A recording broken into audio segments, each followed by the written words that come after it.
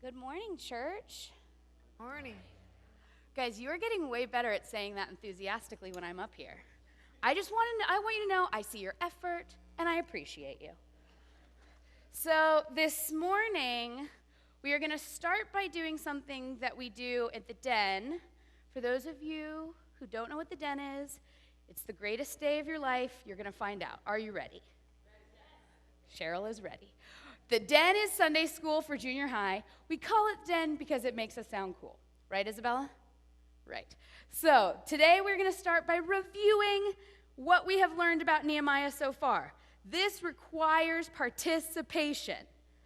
Are you ready? Yes. Good, because I'm going to call you out by name. So watch out. Here we go. What was Nehemiah's job prior to building the wall? Dan Hall. That's right. I started with an ex-elder because I knew he'd get it right. That's good. So we've got a cupbearer to the king. And then Nehemiah gets a piece of information. What is that information? Jen Hoffmeyer. That he's supposed to go rebuild the wall. See, she was related to Dan, so I knew she'd know the answer. Okay, we're going to move away from the Hall and Hoffmeyer family. Get ready, Greens. I'm looking at you. Okay, so Nehemiah says, you have to go build the wall. God tells Nehemiah, you have to go build the wall. And Nehemiah thinks this is A, great idea, B, a bad idea, C, none of the above. Michelle Green. Does anyone know? Nehemiah thinks this is A, great idea, B, a bad idea, C, none of the above. Here's a hint, C is a trick. It's always a trick. So it's either a great idea or a bad idea. Raise your hand if you think it's a great idea. You are all correct. Well, I feel like Nehemiah doesn't necessarily have strong feelings one way or the other. But he goes. My sister-in-law's a teacher. Now she's going to be on my case about C. All right. So Nehemiah goes to build the wall. He faces A, absolutely no problems. B, quite a few problems. C, none of the above. Raise your hand if you think A, absolutely no problems. Okay, well, you two were in Peter's youth group, so that's on him. Okay, B, a lot of problems. Good job, whole church. All right, Isabella, do you think the adults are ready to move forward in the story of Nehemiah? Okay, she's giving you the go-ahead. You are ready. Chapter 6 of Nehemiah. We have been building this wall for what seems like eons now. You'd be surprised to know it hasn't really been eons, only a couple of weeks. But it does feel like it. So we are moving along. Today is the day the wall is going to be finished. Are you excited?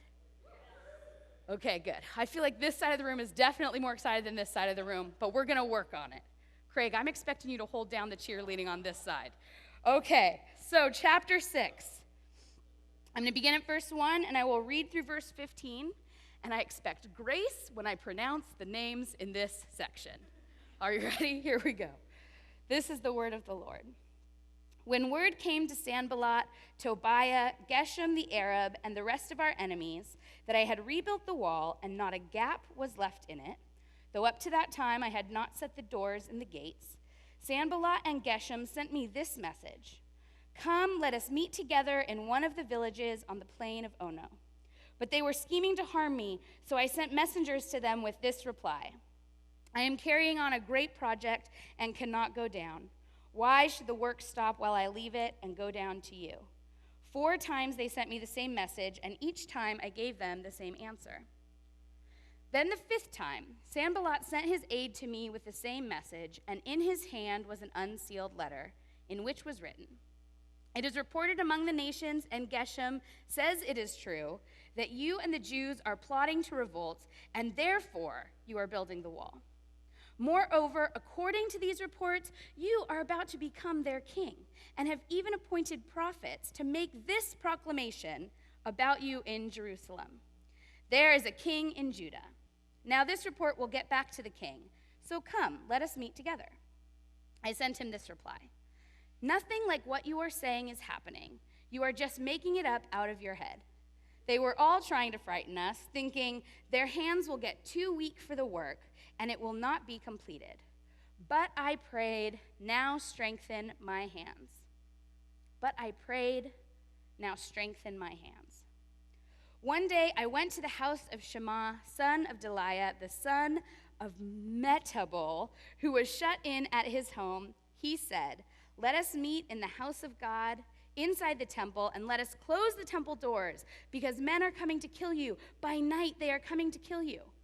But I said, "Should a man like me run away? Or should someone like me go into the temple to save his life? I will not go." I realized that God had not sent him, but that he had prophesied against me because Tobiah and Sanballat had hired him. He had been hired to intimidate me so that I would commit a sin by doing this, and then they would give me a bad name to discredit me. Remember Tobiah and Sanballat, my God, because of what they have done. Remember also the prophet Noadiah and how she and the rest of the prophets have been trying to intimidate me. And then verse 15. So the wall was completed on the 25th of Elul in 52 days. Okay. Nehemiah is almost done with the wall. All the lines have been plumbed. Is that a thing that happens in wall building? I don't know. We'll check with Dave Tom later. All the mortar has been laid. The bricks are set. The gates are in. All that's left is the doors. And just like every other story in the Bible, it's going to sail through to the end without zero problems. Except there's a small little thing of the fact that Nehemiah has this group of enemies that don't want him to finish this job. And so they send him this message, "Nehemiah, come meet with us. We want to have talks. We want to compromise. We want to share our feelings in a circle, so to speak." And Nehemiah's like, "I'm not going to go talk to you. I'm not dumb. I know this is a trap. And besides, I have work to do. I can't leave the wall. God gave me this job, and I'm going to see it through to the end." And they send him this message 4 times. 4 times he turns them down. And on the 5th time, they go with the high school mean girls route, and they send the message along with some rumors about Nehemiah. And they say, "Nehemiah, we know why you're trying to build this wall. We know you want to be king, Nehemiah." And this is not simply just an innocuous rumor that hurts Nehemiah's reputation. This puts Nehemiah's life in danger. And they say at the end of their message, "Come talk to us. Come leave the wall, or we're going to tell people that you want to be king." Nehemiah turns them down. And then they say, "We're going to weaken the hands of the workers. We want to break down morale. We want to stop people from being able to finish the work on this wall." And Nehemiah does the most important thing in this story. He's done it before. He goes to the Lord, and he prays a simple prayer. He prays, "Now strengthen my hands." He does not ask that God would get rid of his enemies. He does not ask that the work would just finish itself on its own. He does not rail against God for this job that's been placed in front of him. He simply asks for the strength to see it through. He simply asks for enough strength to finish the work in front of him. When I read this section of the story in preparation for my sermon this week, I had a really difficult time with it. This has been an emotional week. When I think about the people sitting in a Charleston sanctuary, and someone new comes along and they invite him to join them, and he prays with them for an hour before opening fire in that church, I don't know how to pray, "Lord, now strengthen my hands." I don't know how to ask for the strength to finish the work in front of me. Because the work in front of us is not to build a wall. The work in front of us is to tear down walls, to love those that are unlovable, to serve others rather than be served ourselves. God has called each of us to work. He's got a job for every one of us, and that job is to love. And that sounds like an easy job, but it is not. It is not. It is not easy to love the spouse that you are divorcing. It is not easy to love the boss that asks you to work weekends and holidays. It is not easy to love a man who would open fire on a room of praying men and women. It is not easy. Christ's love was so powerful that it brought him to his death. Christ's love was so powerful that he got on a cross and died for each of us. And Scripture says that we are to love as God loved us. That is big, heavy, overwhelming work. I think when Nehemiah first stared at this crumbling city, first looked out at the job in front of him, at least in my mind, he was utterly overwhelmed. What skills does a cupbearer have to put a wall together? It seemed insurmountable. And yet, Nehemiah was smart because he always just asks God for enough for the next thing. And so this week, I looked out at the call on my life. Okay, God, you have called me to love people. I do not know how to do that. So show me how to put one foot in front of the other. Show me just the very next thing. So for me, the very next thing was finishing this sermon and interviewing a new junior high intern. That was the next thing. That was the next job. And I think that Nehemiah gives us an important example as we think through how to begin to build this wall. If we want to talk about tenacity, the best person to talk about is Noreen Nazarian. Grandma, wave. I didn't ask her permission to talk about her, and she is not happy about it, ladies and gentlemen. My grandma is a warrior woman, and watch out if you try to get in her way when she is on a mission. And so about 15 years ago, the mission she decided was in front of her was to take her granddaughters to New York City. She wanted to show us something new. She wanted to have fun memories with her grandkids. She wanted to show us that we are loved and that we were special and important, and she wanted to spoil us. So she took us to New York. And we show up, and Cassie and Lisa, my cousins, and I, we had never been to New York before. And we show up to our very fancy, very cool, pay attention to this word, historic hotel. And we're very excited. And Grandma, who is awesome and can do a lot of things, but mountain climbing is not one of them, she hears that this historic hotel does not have an elevator. And our room, it's at the top. And I wish you all could have seen the face on my grandma when she heard that. It was this moment of sheer horror, very quickly replaced by determination. And she said, okay, that's great. This is going to be a fun trip. And she said, this is like our family slogan, are we having fun yet? And we said, we are, Grandma, but I don't know that you're going to be. And she handed us her bags, and she said, get on up, go on up there. I'll meet you up there. So we were in New York for 3 or 4 days, and every day was jam-packed full of stuff. We saw Annie Get Your Gun. We saw Les Mis. We went shopping. We tried to have breakfast at Tiffany's, but as it turns out, they do not actually serve breakfast.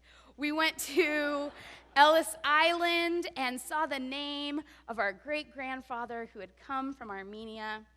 We filled our days with walking and exploring and fun and adventure, and my grandma never uttered a complaint once. Never once. Not even when my Uncle George accidentally dropped her as she was crossing the street and she fell. But even then, no complaining. And every evening, we would get to our hotel. She would hand one of us her bags. She would say, I'll meet you at the top. and she would crawl literally on her hands and knees to get to the top, to get to that hotel room. She never once complained.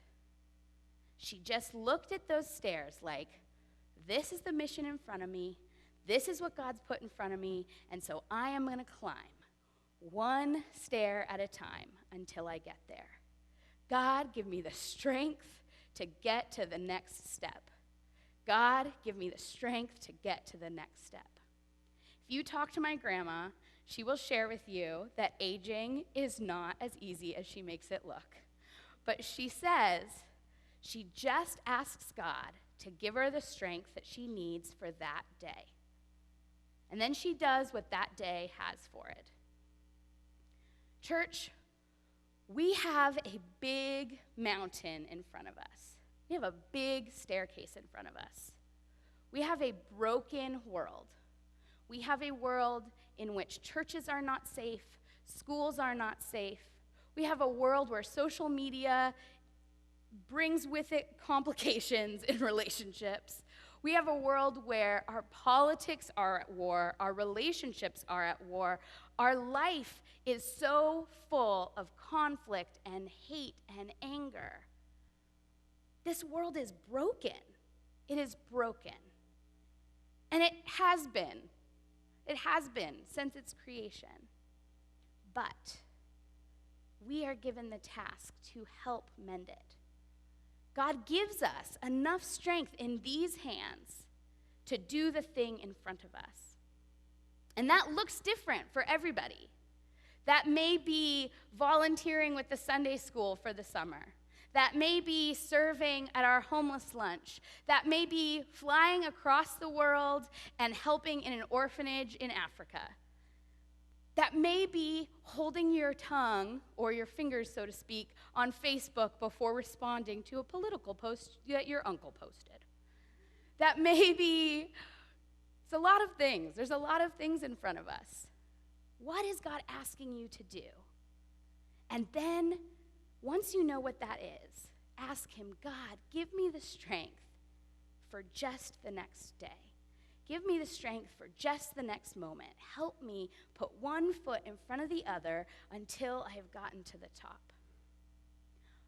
I am not sure that my heart can take much more inaction from the church in this world of ours. I am not sure that my heart can take much more inaction from myself. God has given us this world, and he's asked us to make a mark in it. And more often than not, I choose to sit comfortably in my pew and sing beautiful songs and never leave the room and live them out. When we sing Oceans, do you realize we are saying, Spirit, lead me. Spirit, lead me. Put my feet out on the choppy, uncertain water and help me to walk. When we sing that song, we are saying to God, no matter what, I follow you. Whether that means a career change, whether that means a change in my attitude, or whether that means living my life completely differently. We are saying, God, we are yours. Use us as you want to. Noreen Nazarian always got to the top of the stairs. Every single day, she got to the top of the stairs. And I know it wasn't easy. But I know she did it because she wanted us to have a great trip. And she didn't want the trip to be about her pain. However, when Cassie and Lisa and I talk about New York, we don't talk about the shows we saw. We don't talk about the souvenirs we bought. We talk about that look on Grandma's face. We talk about that look of, oh, staircase. You think you're bigger than me? You think you can come at me, Noreen Nazarian? No. That's what we talk about. Cassie and I call it staircase face. Grandma didn't know that. But that's how we try to face the struggles in front of us. What is God asking you to do? I guarantee you it is not comfortable. If I ask you, what is God asking you to do, and you think, I'm doing it already, I have news for you, you're missing the point. You are not doing it already. We have more. There is more in front of us. Yes, be faithful in your work. Yes, be faithful in your parenting. Be faithful in your schooling. But that is not all that is in front of us. That's not the end of the story. Nehemiah and his fellow workers put a wall together brick by brick. What will we build? 30 years from now, what will they say about us? Will we have a verse 15 that says, so the wall was completed? Is that our legacy, church? Because we cannot live that legacy if we stay comfortable. It is not simply praying for change. It is stepping out and working for that change. I'm going to take a moment and pray for us, and then we're going to have a time of silence. And in that silence, I'd like you to ask God, what is it that he has for you? I'd like you to ask God, what is the wall I'm supposed to build? How can you use my life? How do I step out? Then John is going to play that very dangerous ocean song. And I want you to think about the words you're singing. Are you ready to make that commitment with the Lord? Pray with me.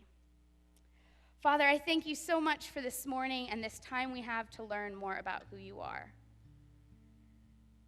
Lord, we ask that you would speak to us. We ask that you would show us who you are and what you have in front of us.